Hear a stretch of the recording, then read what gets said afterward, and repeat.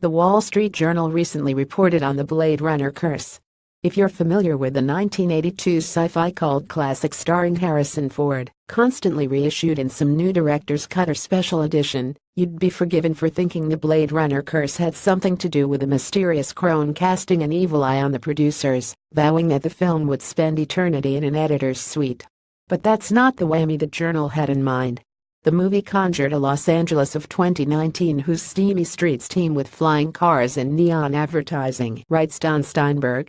Then came the curse. Many of the robust brands shown thriving in the cinematic future ran into financial troubles in the real world.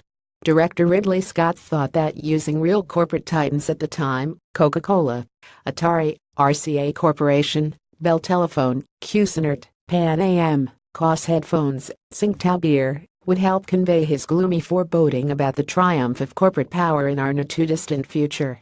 By my count, of the 8 companies depicted in the movie, 5 either disappeared, were broken up, or were bought by other firms. Atari, which controlled 80% of the home video game market, went belly up, though the name has been bought and revived by another company. Koss and Cuisinart went bankrupt, though Conair bought the Cuisinart brand out of Chapter 11 in 1989. Bell Telephone was split into a bunch of different companies. Coca-Cola survived, of course, but in 1985 it took it on the chin with the new Coke debacle. Advertisement, hence the Blade Runner curse. Appearing in the movie apparently jinxed businesses. And yet, many companies are lining up to appear in the forthcoming sequel, Blade Runner 2049.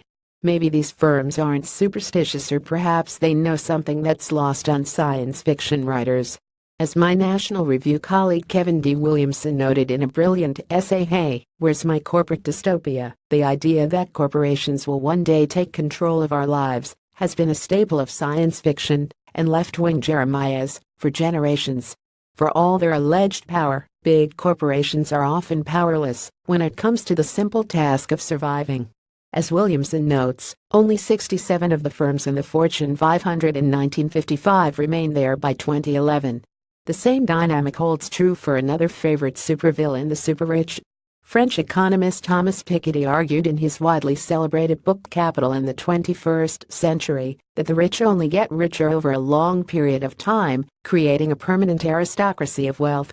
And while it's true that the combined net worth of the 1% has increased, the actual people in the 1% come and go. What explains this? Simply capitalism itself. The Blade Runner curse isn't real, it's normal.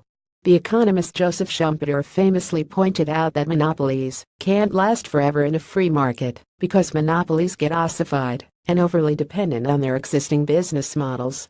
Entrepreneurs and innovators figure out new techniques and technologies that run circles around the big guys. That was the whole point behind another Ridley Scott masterpiece, his 1984-themed Super Bowl commercial for Apple Computer, which symbolically dethroned IBM as the Orwellian colossus bestriding the personal computer industry. As Adam Smith noted in The Wealth of Nations, the only thing that can make a monopoly permanent is government, because only government can prevent the sort of innovation and competition that undermines every corporate behemoth. And that's why the most plausible dystopian visions, like Orwell's 1984, involve the state exceeding its rightful authority and imposing its idea of how everyone else should live, humans, replicants and businesses alike.